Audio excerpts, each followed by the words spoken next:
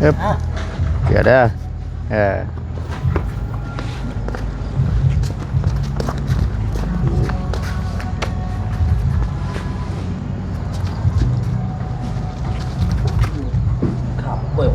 เอาเจ้าเมื่อยก่อนบ่นั้นเมื่อยเอา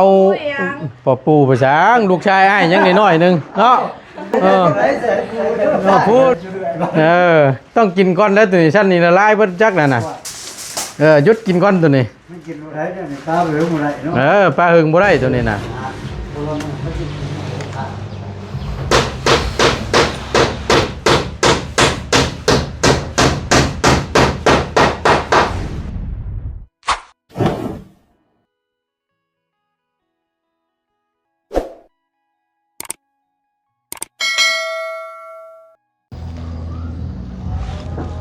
พี่น้องพบพ่อกันเนาะบรรยากาศช่วงยามเช้าๆเนาะพร้อมกับแสงแดดแจ่มจ้าสาดช่องเข้าเฮือนน้องป๊อปปี้เนาะถือว่าได้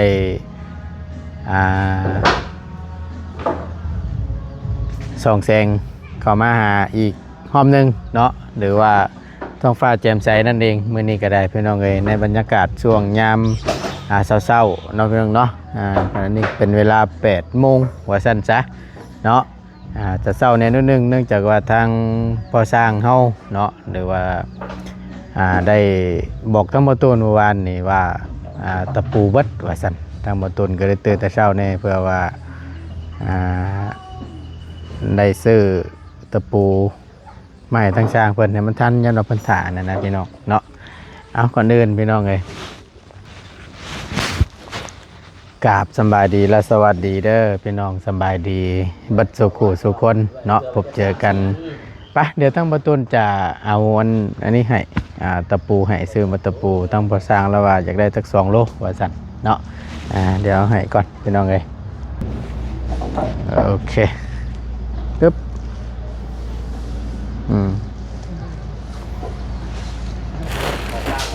นี่เป็นยังไง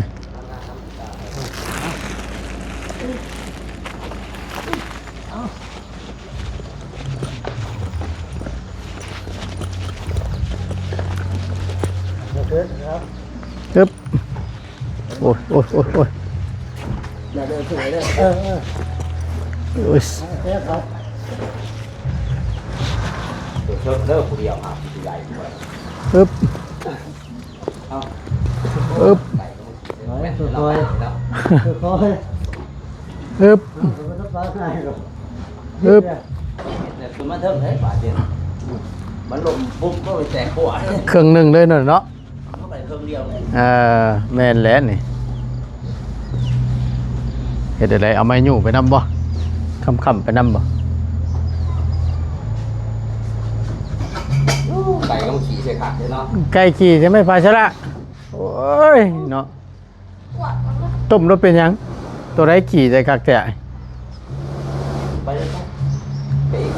เลยนี่ยา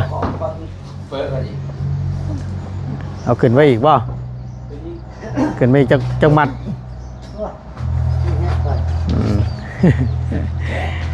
โอเคพี่น้องเลยนะ1 2 3 4 มัด5 6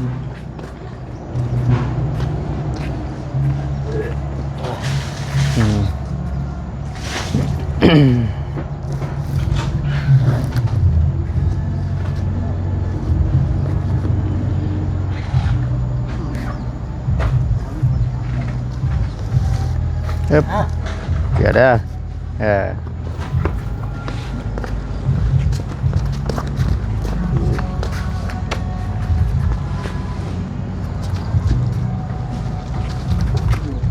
ขับป่วยบ่เอาบ้านนั้นอยากแอะขังก่อนเจ้าขึ้นไว้ห่วยไรขึ้นมันที่พวกขึ้นมันเลิกโลกเองคุณคนนั้นมือเป็นมันไม่มีละขึ้นมานี่ไว้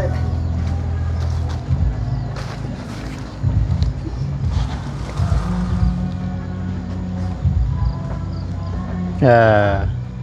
มาจะคนมานี่ช่างมาสองคนไปใช่ฉัน มาตามหลังอ่ะ อ๋ออีกคนหนึ่งหยุดบ่ สร้างกระโดดข้าอันนี้ที่วันเทียน เพิ่นบ่ได้มาเออ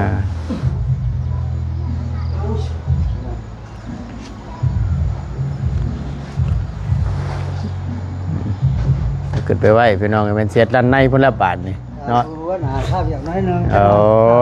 ตั้งแต่เป็นว่ามันดังเนาะแต่ว่าทั้งกั้นห้องเดือนแล้วเรียบร้อยหน่อยเนาะข้าวเดี๋ยวเฮ็ดกระเช้ามาเนี่ย วันนี้ทั้งในเพิ่นก็ใกล้อยู่ดอกมันห่มอยู่บาทนี่วิทย์ตัวในเนี่ยมันเจียวตัวนี้ละบาทนี่พี่น้องเอ้ย เอ้า เอ๊บ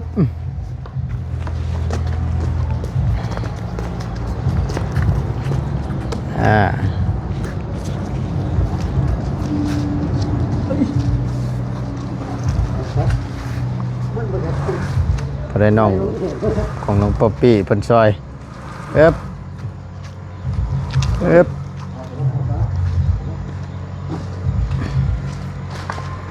ปอบวางยากันนะบาทนี่ค่อนกุ๊บโอ้ย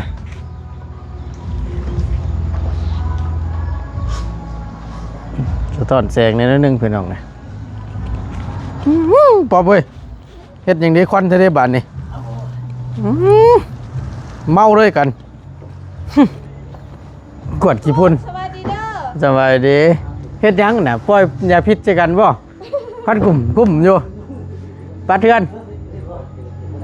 ปัดเพื่อน อืม ยาทองตัวหันชิวจนมาเขาจิกันเบิด โอ้ยเนาะว่าสิไปร่วม ว่าสิไปร่วม เปียกเบิด ก็เลยบ่ได้ไปซับ โดยทั้งแม่บอกว่าเจ้าใส่ชงบ่ไปก็ได้ บ่โอ้สิใส่ดุอยู่ได้เฮาคำเป็นนั่นนี่ ฮะ ใส่ดุอยู่คำเป็นนั่นนี่วะ ใส่ดุดุอีหยัง เฮาจะบ่ได้ไปร่วมเนาะ โอ้ขาไปอยากไปแล้วเนาะ อยากไปเนาะ ดุ ยันวะเนาะ ไปสิบ่อยากให้ตึกน้อยๆเป็นจังซี่ให้แล้ว บ่ แม่ ต้องได้ไปแม่นบ่ ก็ต้องได้ไปแต่ก็อยากไปนำ อืม เห็นคนอื่นไปเบิดมีแต่เฮาบ่ไป โอ้ย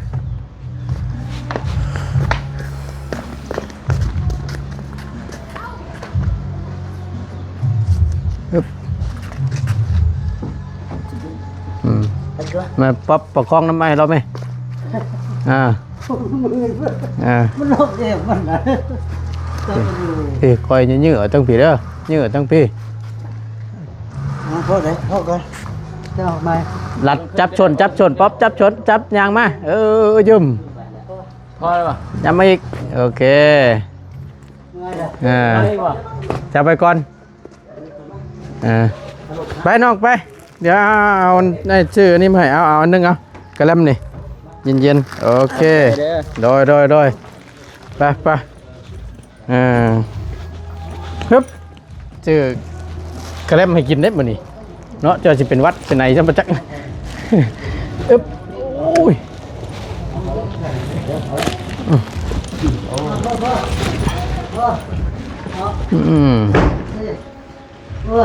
โอ้ยเพื่อสิแล้วเนาะ เกือบมือไผ่ขาดเนาะ เกิน โอเคเอาชมเมื่อยก่อนบ่นั้นเมื่อยเอา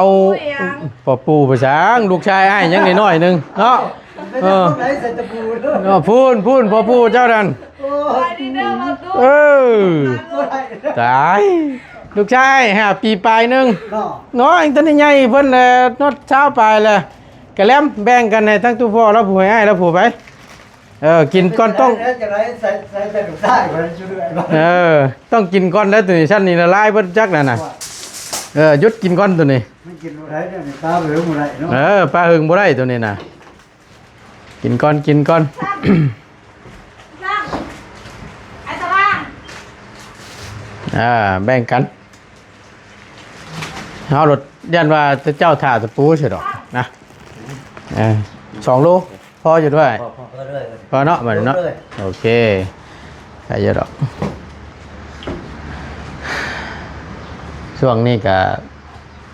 สิบ่ยากกว่าใดดอกเนาะตัดให้ขึ้นนั่นสิแวกเนี่ยตรงนี้ละ ใช่เด้อ เนาะ มันบ่ดู ตัวไหนทุเรียนนี่กูโอ้จังพ่อแล้วสารนี่เนาะ ก็แสบบ่ ฮะบ่มันเฮาถึกกินมันนั่นมันปวดหัวเด้อ ไปกิน บ่ค่อยแฮปปี้ปานใดกับทุเรียนบ่เคยกินจักเทื่อ บ่คู่คือกัน นะ บ่คู่คือกัน บ่ฮู้คือกัน แน่ไล่แล้วบ่พัดลมแล้วบัดนี้เป็นอะไรเกิดจังได๋ พัดลมเพิ่นมันต่างเลย มันเป็นไปได้ตุ คันเบิดไปเด้อได้เพราะว่าคันหมอดมันก็จะได้ บ่เอาแล้วคือจังว่านั่นบัดนี้ มันเดี๋ยวมันมาควบคุมแฮง มากุมคุณเอง มันรู้ เออ พักผ่อนบ่ได้ เอ่อ เต้าเรียนอยู่ ต้องทำงานตลอด มันรอ ตายคักกะดิแน่นอนน่ะดิเช้าเมื่อยนึงได้อยากเช้าเลยได้นี่เนาะ ค่ะ อยากขี้ข้านโดนน้ำบ่ดอกกะใครแน่แต่ให้เพิ่นเฮ็ดอยู่ซี่แหละตลอดใครแน่ เอาไว้ก่อนพี่น้องเอ้ยไผสินอนห้องนี่เฮ้ย บ่ตู้ลงแล้วมองดู ฮะฟังทั้งนี้ได้ไผสินอนนี่ มองแล้วมันงามเพราะมันเหมือนฟ้าเลย กลางฟ้าเนาะเป็นตัวนี้ได้เนาะเออนอนดูน่ะอันนี้แม่อันนี้แม่อันนี้ แล้วมันตลาดจะมือตัวมันแนม เนาะแนมทั้งนี้โลกมันเนาะพอได้นั่นเลย ปลาได้ จะพุ่นแล้วเข้าป่าพุ่นแล้ว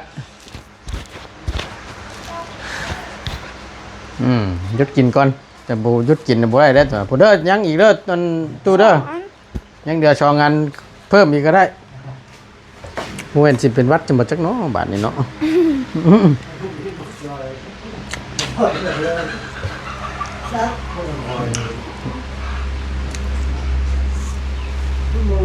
แล้วบัดแล้วก็จังเอาผ้าเช็ดทำความสะอาดบัดแล้วก็จั ข้างใน นั้น นี่ก็เซ็ตบ่บ่ตู้ หืม ข้างในก็เซ็ตบ่ ในอันนี้ โดย มันโอ้ยมันบ่พอสิเปื้อนๆดอกทางในน่ะตาม เซ็ต ที่ ได้ เบิ่ง ข้าง นี่ นอกบ่ แต่ทางนอกมันนี่ก็ได้วันบ่ได้มีหยัง บ่ผลออกมาแล้วเนาะ แม่หยังน่ะ บ่คู่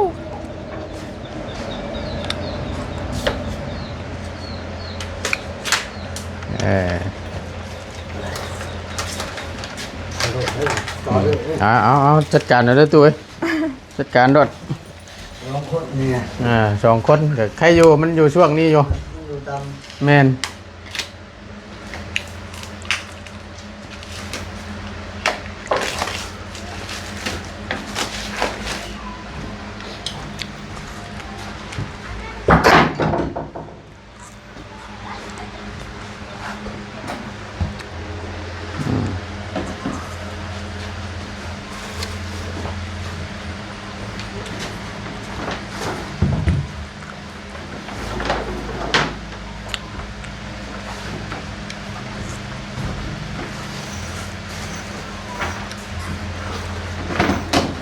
บัดแล้วนี่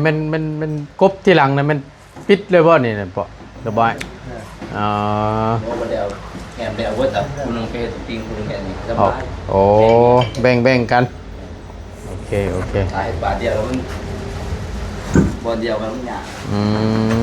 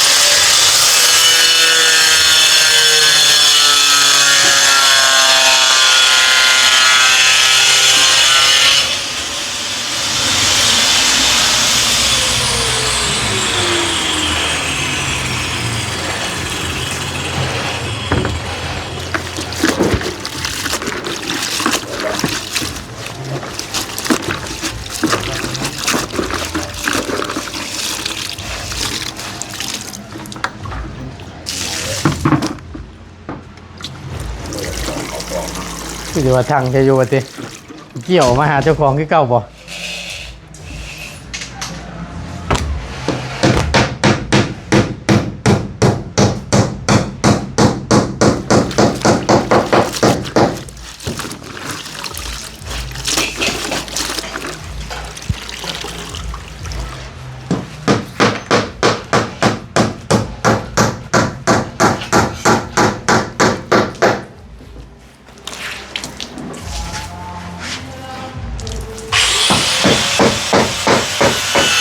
แต่ว่าทั้งนี้กว้างเนาะแต่ว่ามัน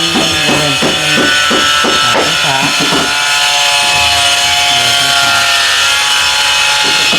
แต่ว่ากว้างอาจจะเป็นของแม่นะตัวนี้เบิ่งปั๊บจะเป็นของแม่นะห้องนี่เนาะ โดย แต่ว่ากว้างได้ทั้งนี้ตัวคิดไหมแม่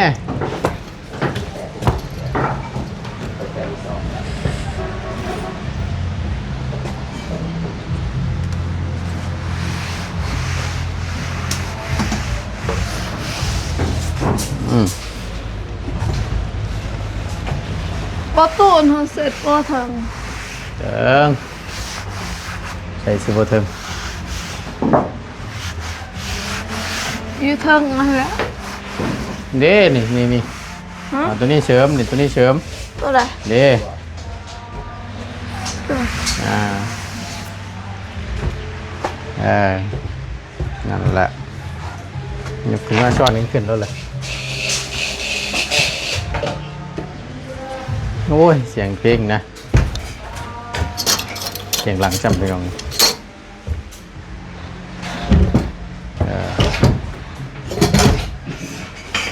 เอาเอ๊บ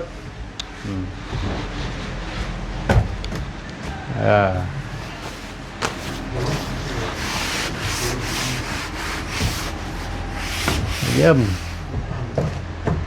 ขนาดว่าชนเกือบพร้อมอีก10 เซนนะเนาะ โบกหัว ได้แล้วนั่นกันมันอยู่ในอยู่ทึ่งผูกไฟเดสสิไปเนียมมีแต่เจ้าอ่ะนะเนียมแต่ละมื้อ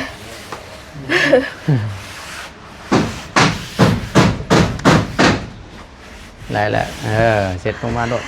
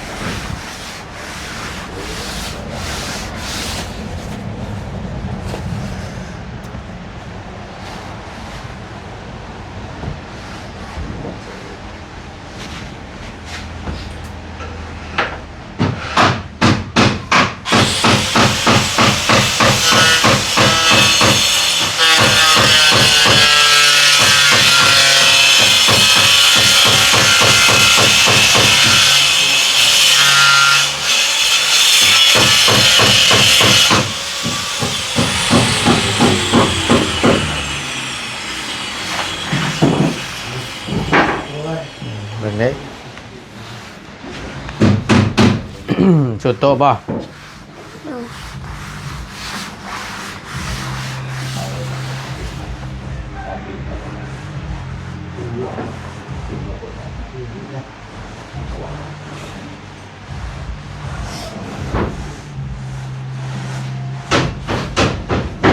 สุดโตก่อนมาสิจมซอย จังหวะก่อน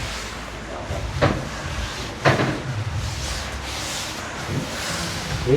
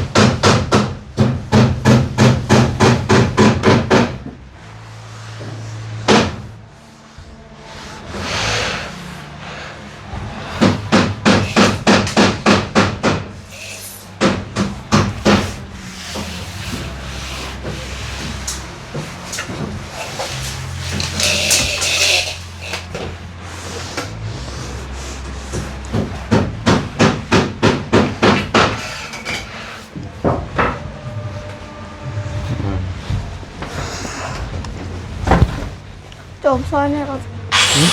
มาเอ๊ะ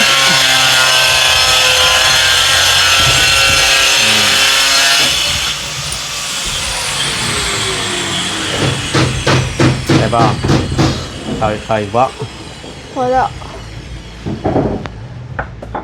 ยันว่าบทยื้อไปบทเต็มทำนั่นเขาอีกก็ได้เอา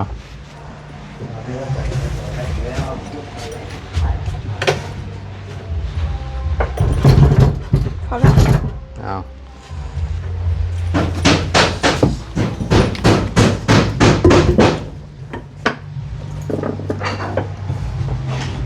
โอเค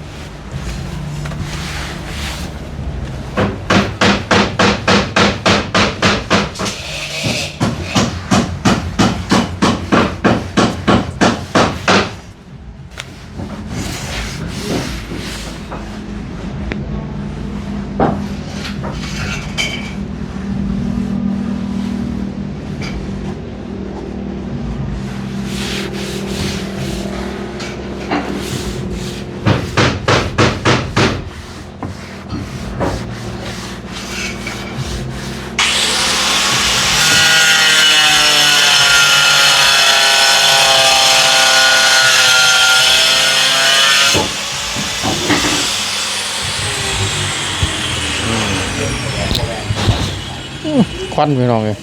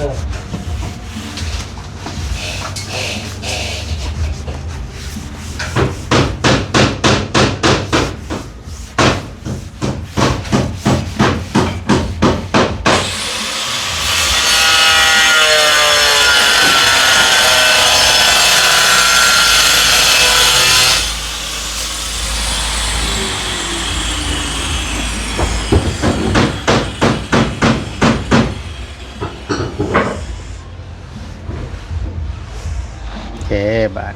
ลงมายืนข้างล่างสบายเลยแล้วเวลาเราจังค่อยให้แล้วให้ทั่วแล้วต่อสายยางมาสีดล่างรถไปเลย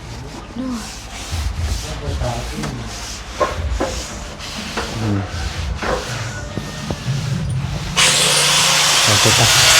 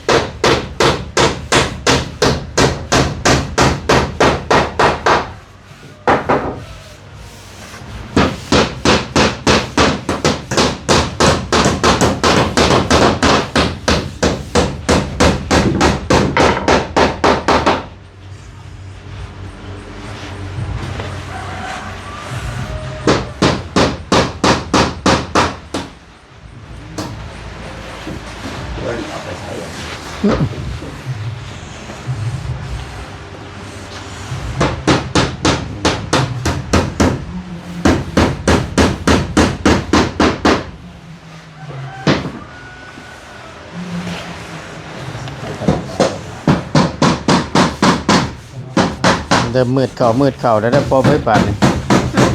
เริ่มมืดเข้าได้ป่านนี่ มืดให้ยัง เอามันมืดนี่แอมจะแล้วเด้ อ๋อโดย เริ่มมืดแล้วนี่ แนวนั้นแล้ว นะ